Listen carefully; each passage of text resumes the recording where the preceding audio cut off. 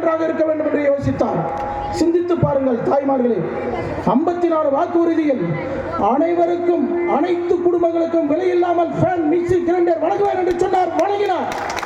கணவனால் கைவிடப்பட்டோர், மாற்றுத்திறனாளிகளுக்கு விலையில்லா ஆடுகள், விலையில்லா மாடுகள், விலையில்லா கோழி குஞ்சுகள் வழங்குவார் என்று சொன்னார், வழங்கினார்.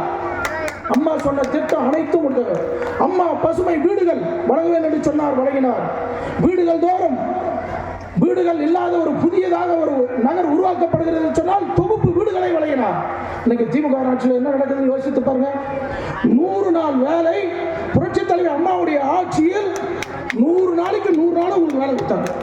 திமுக ஆட்சியில் வேலை இருக்குதா? 5 ஆண்டு காலம், 5 வருஷத்துல நீங்க 100 நாள் செய்திருக்க மாட்டீங்க. ஒரு வருஷத்துக்கு 20 நாள் 30 நாள் தான் செய்யறாங்க.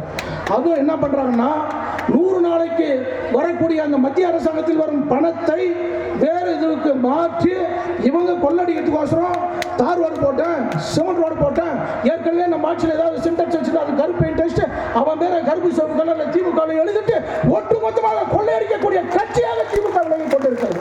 நல்லா யோசித்து பாருங்க. 100 நாள் வேலையில இருக்கிற ஊராட்சி மன்ற தலைவர்கள், ஒன்றிய குழு உறுப்பினர்கள், பிடிஓ ஆபீஸ் அலுவலர்கள், இவன் என்ன பண்றான்? அவனுக்கு வேண்டும் பொம்பளைங்க 4 பேரு, மாமா மச்சிஞ்சி வந்தவங்க போனவங்க ஏதாவது ஒரு திருட்டாட்டியை போட்டு, ஆளே வராதவங்க அட்ரஸை போட்டு அந்த ஸ்கிராப் பண்ணி பணத்தை எடுத்து இவன் பாக்கெட்ல போட்டு போறதுக்கோசரம் கொள்ளையடிச்சு தரும் திமுக. அனைத்தும் வெகு விரைவில் தூக்கி எறியப்படும். மாண்புமிகு பாரத பிரதமர் அவர்கள் இந்த 100 நாள் வேலையை 125 நாளாக வைத்து கொடுத்திருக்கிறார். 15 நாள்ல உங்களுக்கு கூலி கொடுக்கணும். திமுக மாதிரி ஏமாற்ற முடியாது. வருங்காலத்தில் யார் வந்தாலும் அந்த கூலி 15 நாட்களுக்குள் உங்களுடைய அக்கௌண்ட்டுக்கு வந்து சேரும். அந்த பணம் வழங்கப்படவில்லை என்று சொன்னால் வட்டியுடன் கொடுக்கணும்.